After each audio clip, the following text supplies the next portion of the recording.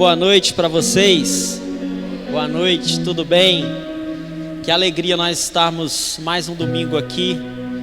Podemos nos encontrarmos, celebrarmos ao Senhor, aquele que vive.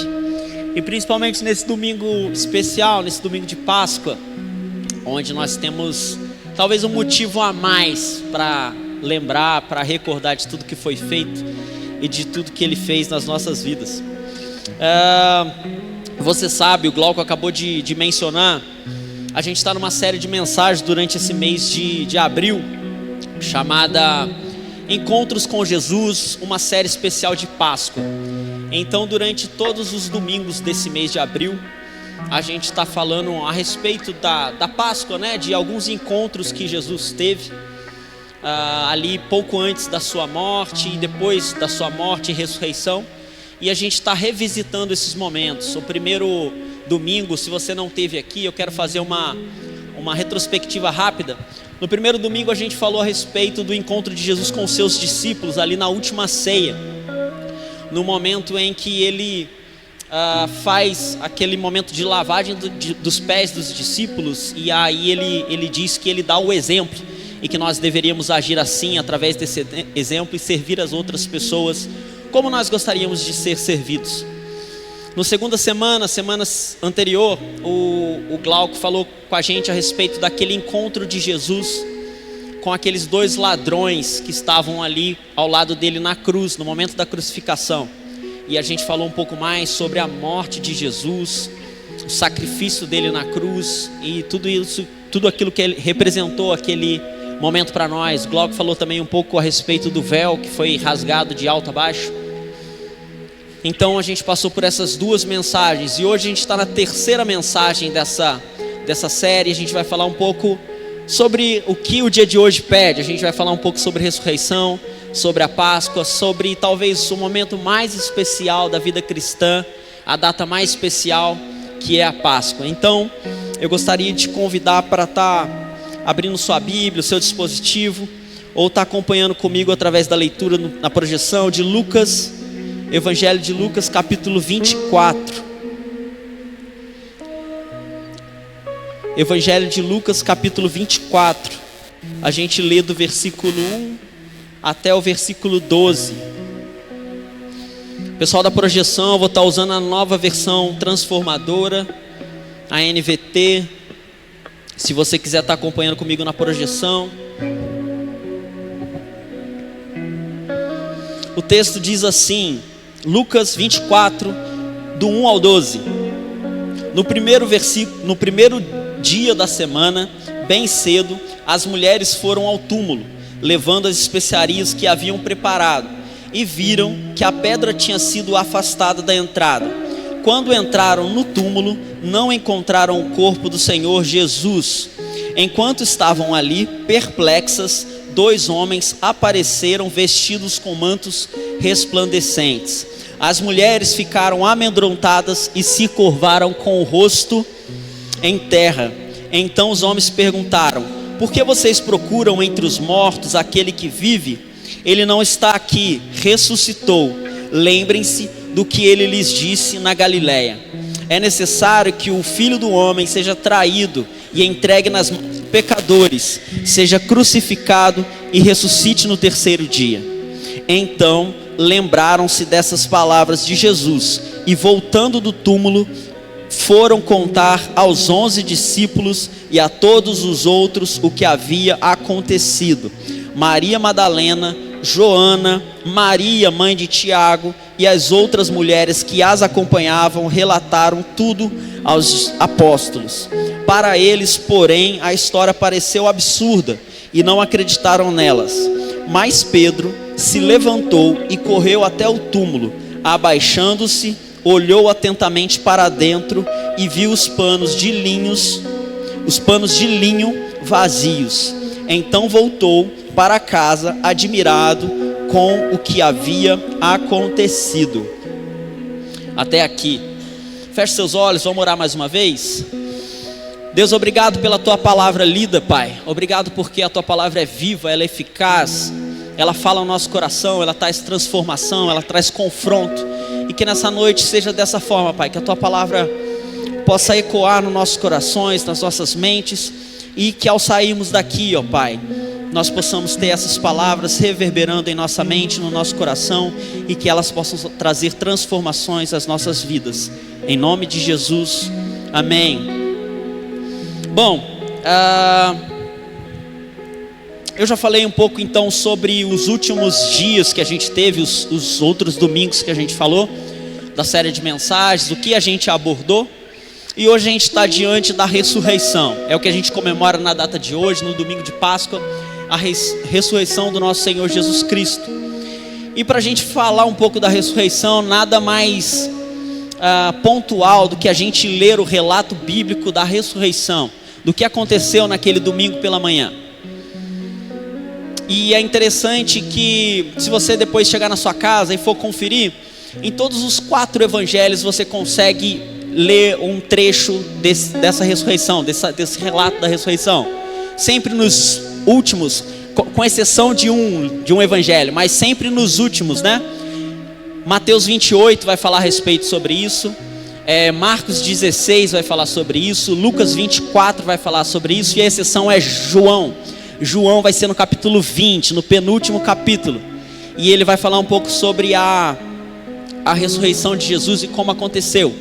E se você ler esses relatos, eu durante essa semana fiz esse exercício. É difícil um pouco, não é tão fácil você conciliar a cronologia, os acontecimentos com o que cada um fala, porque cada um procura enxergar e mostrar de forma diferente. Talvez você, que há 2 domingos atrás me ouviu falando, a última ceia, por exemplo, Mateus, ele faz o relato da última ceia, que havia os elementos, o pão, o vinho, e eles comeram e beberam. João não falou nada dos elementos, ele preferiu falar o que aconteceu durante a última ceia. Ele resolveu falar que Jesus lavou os pés dos discípulos, que Jesus prometeu a vinda do Espírito Santo, que Jesus comparou Jesus a uma videira e que eles eram os ramos. Então, João enxergou de uma outra forma a última ceia, e ele preferiu escrever sobre isso. Da mesma forma é o relato da ressurreição, é o mesmo relato, só que eles escrevem de formas diferentes o que cada um viu e as particularidades de cada um, e é muito interessante isso.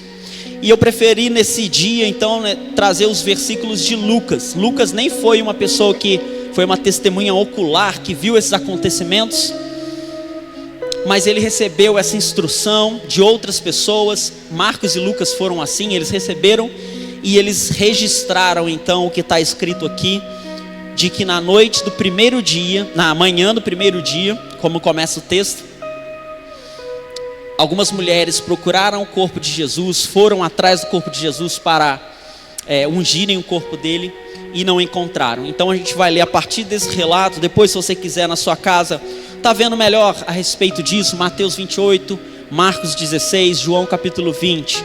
E a gente se detém hoje em Lucas capítulo 24. Vamos lá então, destrinchar um pouco desse texto.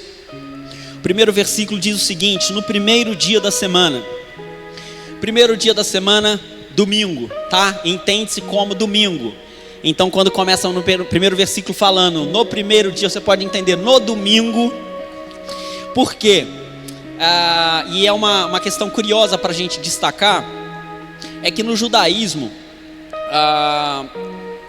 os devotos daquela religião, eles costumavam guardar o sábado, como foi uma ordenança de Deus, né, para aquele povo judaico, e eles guardavam o sábado como forma de descanso, como forma de relembrar o dia em que Deus criou, né, todas as coisas, durante 6 dias, e no 7º dia ele descansou. Então os judeus, né, no judaísmo, essa prática era comum e ainda é comum. Mas hoje, no cristianismo, e desde o cristianismo muito primitivo, lá nos primórdios, no 1º século, a igreja cristã começou a adotar o domingo como dia de reunião, o dia de celebração, o dia de adorar, como dia do Senhor, justamente por esse acontecimento do primeiro dia da semana, de manhã cedo, quando Jesus havia ressuscitado. Então, se hoje você, no domingo, acorda e sabe que é dia de culto, e que determinado horário da tarde você começa a se arrumar e se preparar para vir à igreja, adorar a Deus e se encontrar com seus irmãos, é porque é uma lembrança de que há muito tempo atrás, num domingo pela manhã, o Senhor Jesus ressuscitou. Então a gente tem que rememorar sempre isso. Quando eu começar a me arrumar, tem algumas pessoas que eu acompanho, e é muito legal a gente ter isso fixado, sabe? O domingo como dia do Senhor. É o dia do Senhor, é onde eu vou na casa dele para adorá-lo, para encontrar outras pessoas que estão fazendo a mesma coisa. E é interessante você pensar que no mundo inteiro, em todos os países praticamente, as pessoas estão reunidas em determinados fuso horários, em diferentes fuso horários, mas todos estão juntos a adorar aquele que é digno, que vive, e por conta da ressurreição dele, a gente faz isso no domingo.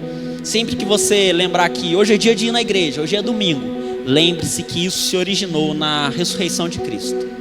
O domingo é um dia especial para nós. Então, no primeiro dia da semana, bem cedo. Bem cedo pode significar ao nascer do sol, tá? Ou quando amanheceu.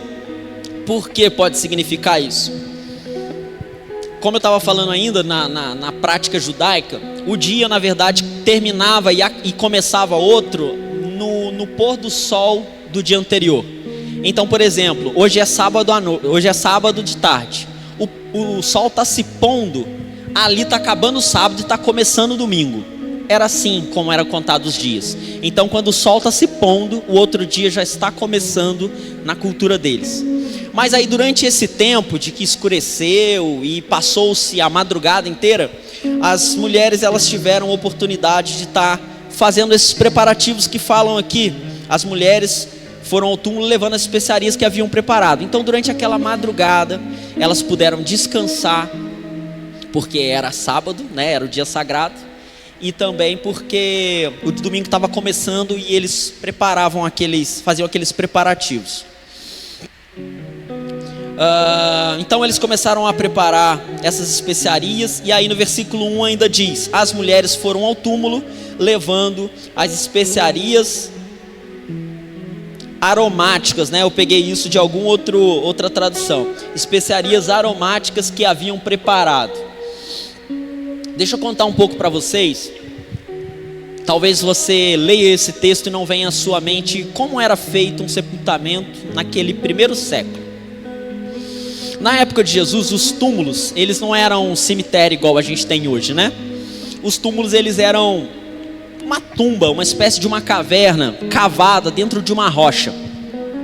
Então era normalmente um buraco mais na parte de baixo, assim, quase no chão, e era meio que escavado ali, né? E dentro dessa tumba, normalmente havia uns bancos de pedra, onde os corpos eram depositados. Eles chegavam com o corpo daquele morto, eles envolviam com faixas de linho ou de outros materiais e deixavam a pessoa ali. E aí nos comentários que eu li a respeito disso, fala que depois de 1 ano mais ou menos, quando o corpo de fato tinha se decomposto, vinha uma pessoa, recolhia somente os ossos que estavam ali, colocava dentro de um saquinho, e esse saquinho e vários saquinhos da família daquela família, né? Eles eram depositados em prateleiras, em nichos que tinha ali dentro daquela tumba. Então era feito esse costume.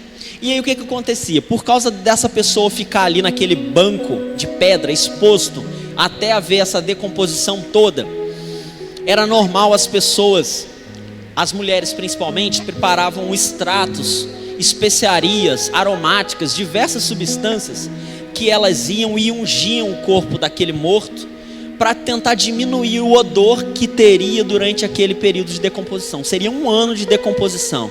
E aí eles procuravam embalsamar o corpo para que ele passasse por esse tempo de decomposição e que o odor fosse reduzido pelo menos. Então era isso que as mulheres estavam fazendo. Elas prepararam especiarias e no domingo, no primeiro dia da semana, bem cedo, elas levantaram. Assim que o sol começou a surgir, ou quando estava assim para surgir o sol, elas começaram a ir em direção ao túmulo de Jesus. Versículo 2: e viram que a pedra tinha sido afastada da entrada. No versículo 2 começa a falar do que elas chegaram e encontraram. Como eu falei agora há pouco, das diferenças, né? Das diferenças e no que cada evangelista acrescenta no que ele viu e no que ele ouviu de relato. No Evangelho de Mateus vai dizer que o túmulo, um pouco antes, no capítulo 27 de Mateus, antes mesmo de contar a ressurreição, olha só para vocês verem, em Lucas fala que a pedra havia sido rolada, ela tinha sido movida de lugar. Em Mateus fala que antes da ressurreição acontecer, havia algumas pessoas ali que queriam realmente matar a Jesus, que estavam preocupados, porque Jesus havia prometido que no terceiro dia ele ressuscitaria. Então eles avisaram para os governantes assim, olha só, na Bíblia fala assim, esse impostor aí falou assim para os seus seguidores que no terceiro dia ele iria ressuscitar. É melhor a gente colocar uns guardas lá para visitar, para guardar o túmulo. Pode ser que eles tentem roubar esse corpo durante a noite e vão falar que ele ressuscitou. Então acontece isso de fato. Alguns guardas ficam do lado de fora do túmulo, guardando aquele túmulo. E além disso, a pedra que travava essa entrada, ela foi tipo lacrada, ela foi colada realmente para que não houvesse condições dos discípulos roubarem o corpo de Jesus. E aí, apesar disso, em Lucas fala que a pedra havia sido movida. Marcos vai dizer também que no caminho as mulheres se preocuparam, tipo assim, estão caminhando, levando as especiarias e pensaram assim, poxa, será que os guardas vão estar lá? Será que quem que vai conseguir abrir para a gente a pedra? Ela deve ser muito pesada para a gente rolar essa pedra. E aí, para surpresa dela, quando elas chegam, a pedra já está movida. Em outro trecho de Mateus fala que o que aconteceu com os guardas? Aconteceu um terremoto e os guardas ficaram temerosos e caíram como mortos. E aí, quando as mulheres chegaram, então, elas encontraram a tampa, né, a pedra que tampava o túmulo movida. E aí é legal também destacar um outro ponto. A maioria dos túmulos da antiguidade, dessa época que eu estou falando, elas eram tampas normais, elas eram quadradas ou retangulares. E ela só encaixava naquela tumba. Essas pedras de rolar, elas eram muito mais raras. Poucos túmulos tinham essa pedra de rolar. Ela era restrita a pessoas ricas. E o túmulo de Jesus era um túmulo novo, recém-cavado, de um homem chamado José. Ele era da cidade de Arimateia, era um homem muito rico, que era seguidor de Jesus.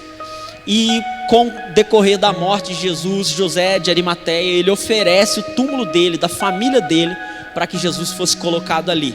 E essa pedra, dessa forma, essa pedra rolante, só estava presente ali por conta de que realmente era o túmulo de uma família muito rica. E aí essa pedra, quando as mulheres chegam, elas veem essa pedra rolada. No versículo 3 até o versículo 5, a gente vai ler agora todo esse trecho. Quando entraram no túmulo, não encontraram o corpo do Senhor Jesus.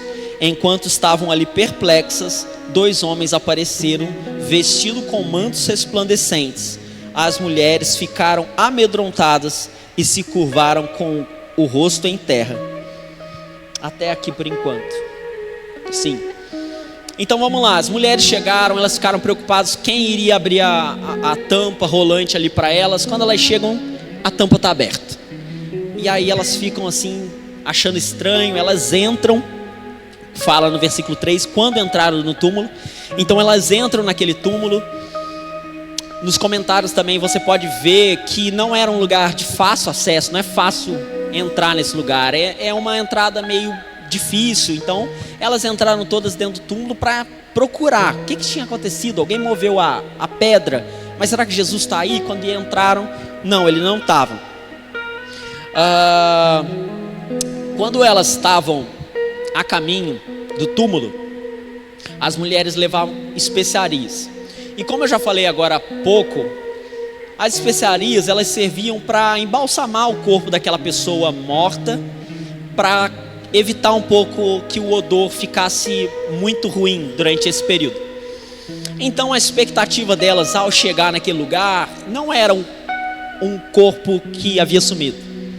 Ao chegar naqueles lugares, elas não foram tipo assim cheias de fé, esperançosas, vamos lá para a gente conferir, Jesus falou que iria ressuscitar, vamos lá porque realmente ele vai ressuscitar. Não, aquela manhã amanheceu com um sentimento de dor, com sensação de luto, com uma sensação de derrota. E foi com essa sensação que as mulheres chegaram no túmulo naquela manhã. Elas não esperavam que a pedra estivesse rolada, elas não esperavam que o corpo de Jesus não estivesse lá. O que elas imaginavam encontrar lá era um cadáver, e elas levaram especiarias para cuidar desse cadáver. E aí quando eles chegam nesse lugar,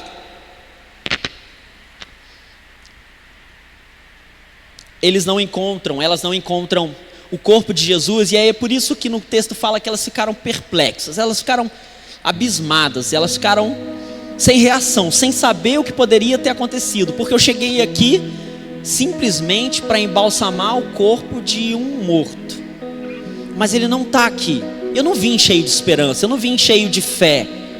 O que poderia ter acontecido? E a Bíblia conta que nesse momento então apareceram a Bíblia conta como homens, né? 2 homens de vestes resplandecentes, e isso nos faz acreditar e afirmar que eram anjos que estavam ali. Eles tinham aparência de homens, de jovens. Outro trecho vai dizer, chama de jovens, mas eles tinham vestes resplandecentes. As vestes deles não eram vestes como as nossas, não era veste de tecido, eram vestes resplandecentes que ofuscavam de repente o olhar delas.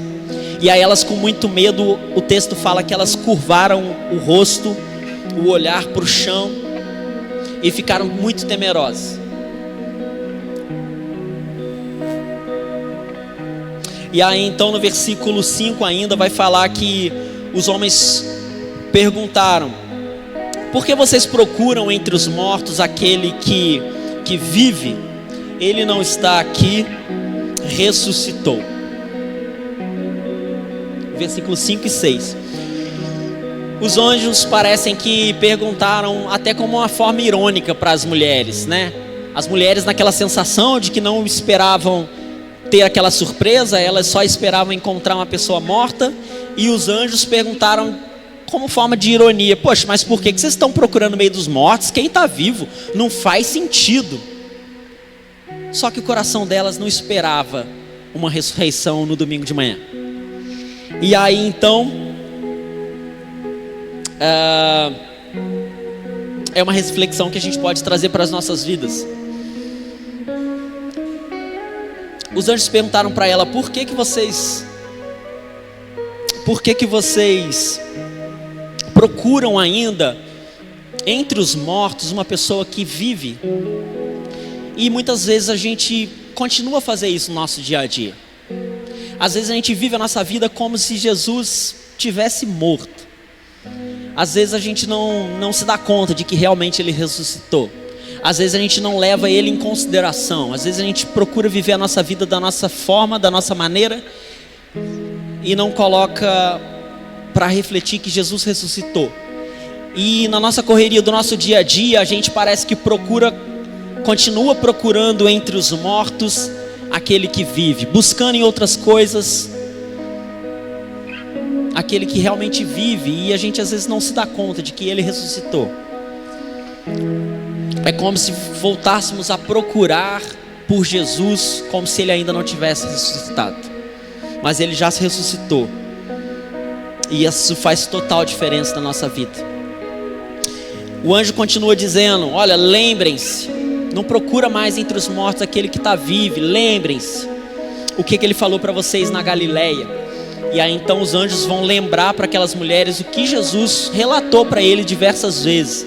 Mas é outro ponto para a gente precisa nos recordarmos também. Jesus já havia falado diversas vezes para essas pessoas, para esses discípulos. Ele alertou diversas vezes: olha, vai ser necessário que eu sofra, vai ser necessário que eu seja entregue a pecadores, vai ser necessário que eu morra, vai ser necessário que eu ressuscite no 3º dia. É assim a vontade do meu Pai. E ele já tinha falado isso diversas vezes. Mas aqueles discípulos e aquelas mulheres esqueceram, porque eles esqueceram do que Jesus falou para eles. E muitas vezes a gente também esquece do que Jesus nos diz. Ah, mas Jesus nunca falou comigo. Será? Jesus, sempre que você procura, Ele tem algo para falar com você através dessas palavras. Essa é a palavra viva, como a gente orou agora há pouco. É a palavra viva, é a revelação de Deus. Se a gente quer uma revelação de Deus, basta a gente ler na palavra de Deus, que a gente vai ver Deus revelado através dessas palavras. E uma das declarações de Jesus, uma das palavras de Jesus, lá no Evangelho de Mateus, capítulo 28, lá no finalzinho, vai falar que: lembrem-se, eu estarei com vocês até o fim dos tempos. E assim como essas mulheres, assim como esses discípulos, às vezes nós nos esquecemos dessas palavras de Jesus. Às vezes a gente se vê perdido em tantas situações da nossa vida, nos esquecendo que Ele prometeu que estaria com a gente todos os dias das nossas vidas, até o fim dos tempos.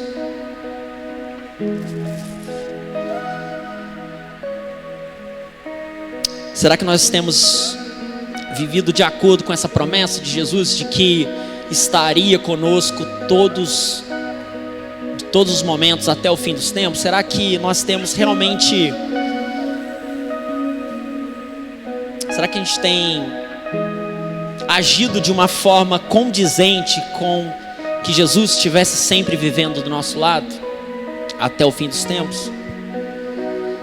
E aí então vem o versículo 7 e 8, dizendo que é o que eu já li agora há pouco, como eu falei: é necessário que o Filho do Homem seja traído e entregue nas mãos de pecadores, seja crucificado e ressuscite no terceiro dia. Então lembraram-se dessas palavras. No momento que os anjos falaram: olha, lembrem-se do que ele falou para vocês na Galileia. Ele falou isso, isso e aquilo. E aí as mulheres então se lembraram.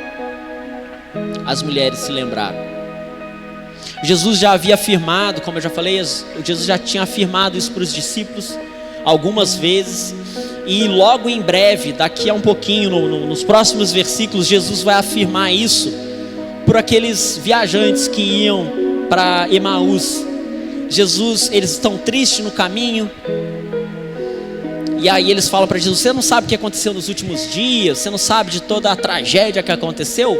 E aí Jesus fala: poxa, mas não era assim mesmo que tinha que acontecer? Não era necessário que o Filho do Homem morresse, fosse traído, passasse pela mão de pecadores e ressuscitasse? Então Jesus, ele já havia falado isso para os seus discípulos. Ele vai falar novamente para aqueles homens no caminho de Emaús.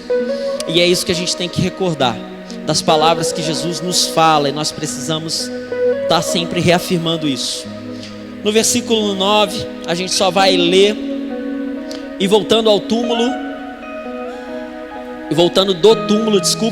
então elas chegam ali, elas procuram encontrar um corpo, elas não encontram, elas encontram 2 anjos. Aqueles 2 anjos procuram para ela: por que vocês estão procurando entre os mortos aquele que vive? Ele não está aqui, ele ressuscitou.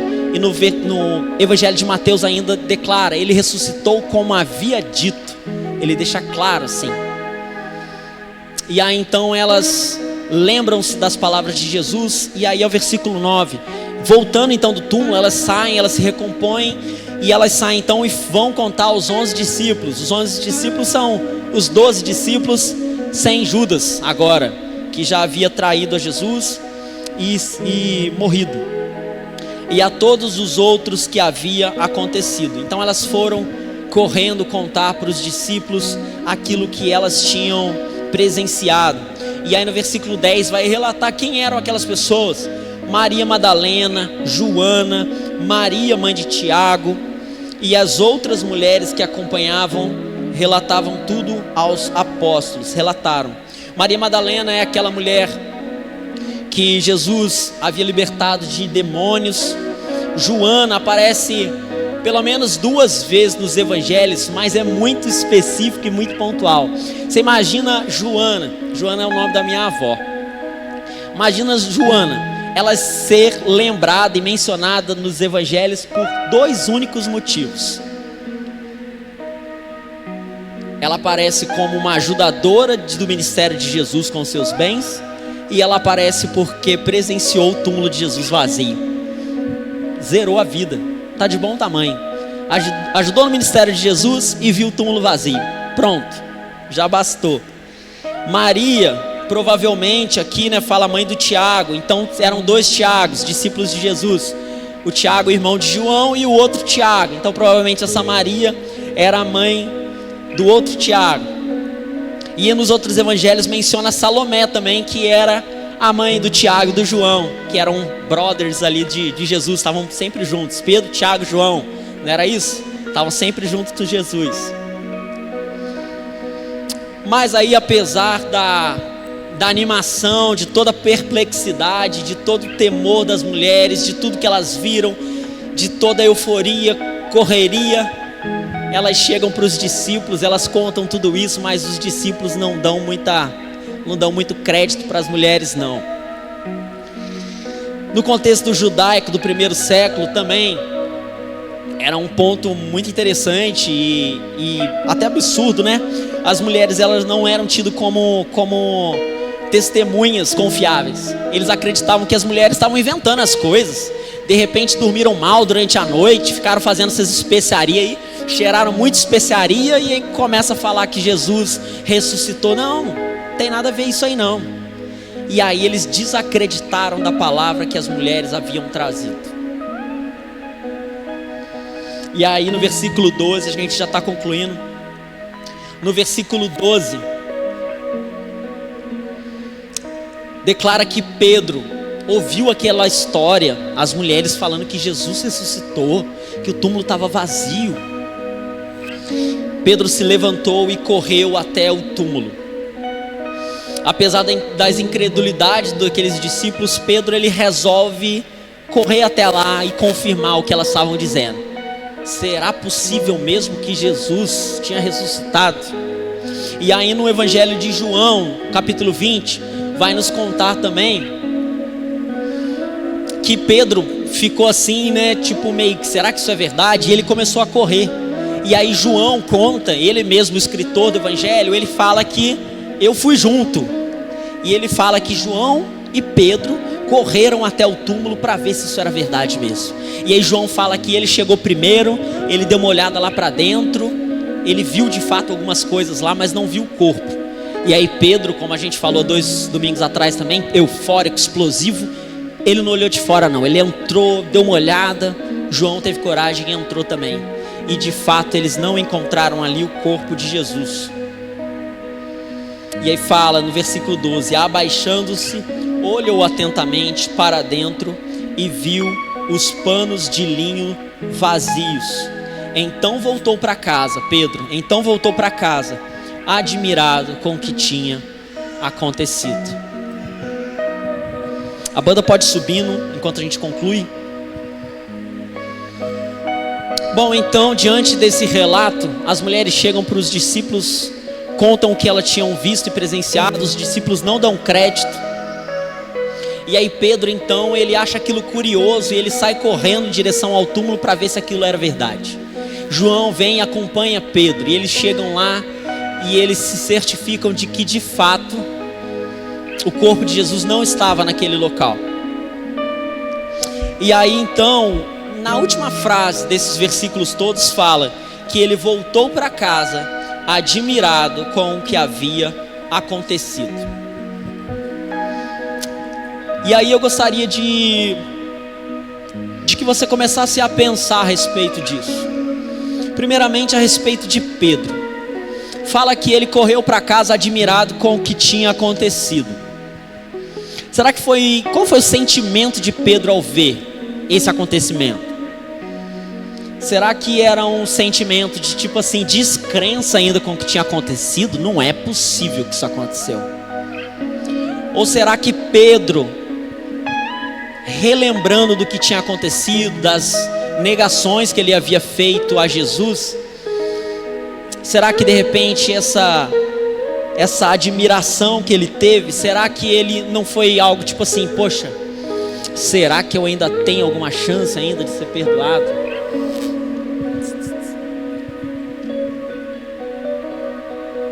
E aí então a gente pode ir trazendo para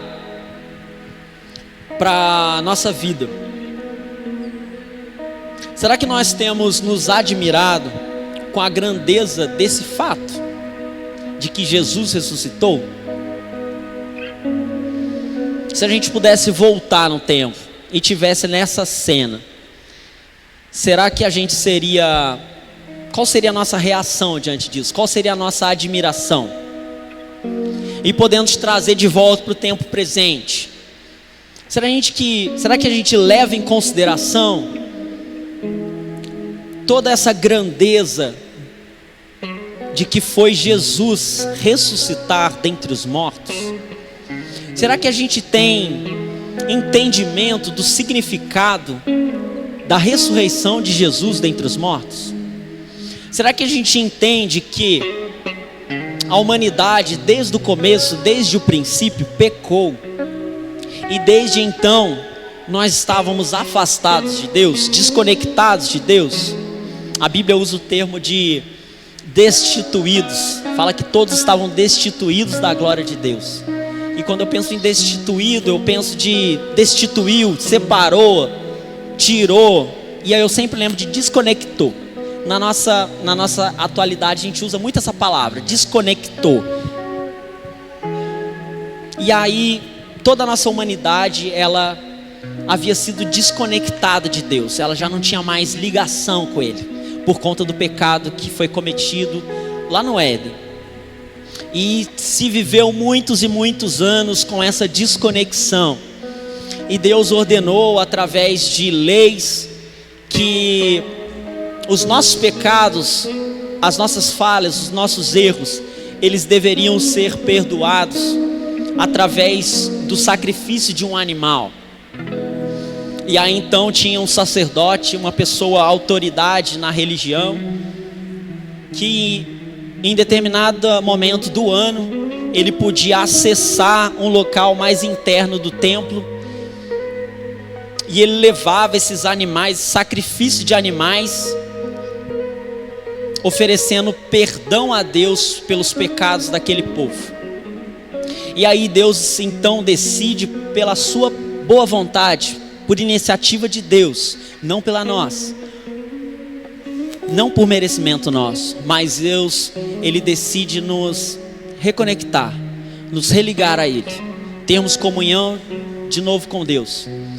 E Ele faz isso através da morte do próprio Filho dele, Jesus de Nazaré.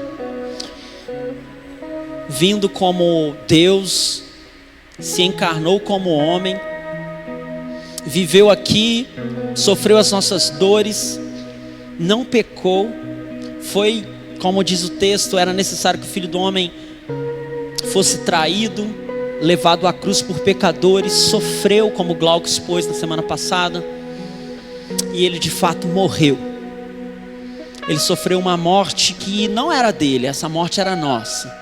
E Jesus, dentro do plano perfeito de Deus, aceita passar por esse sacrifício, porque ele sabe que esse sacrifício seria definitivo.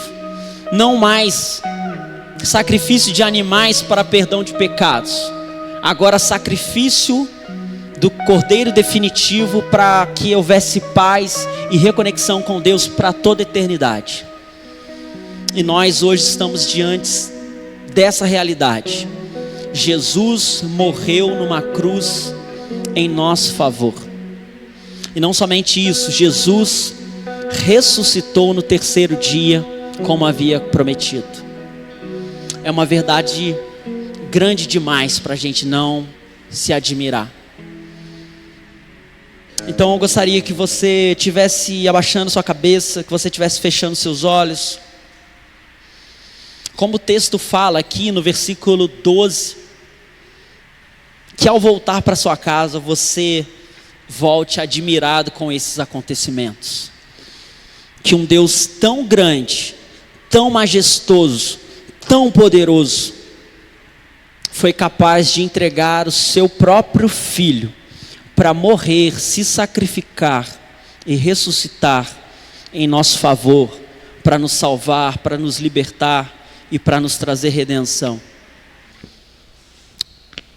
Ore a Deus nessa noite, peça perdão por todos os momentos em que você renegou essa essa mensagem da cruz, essa verdade do Calvário, de que Jesus foi morto pelos nossos pecados, o sangue de Jesus passado nas nossas vestes, nos fazendo brancos como a neve.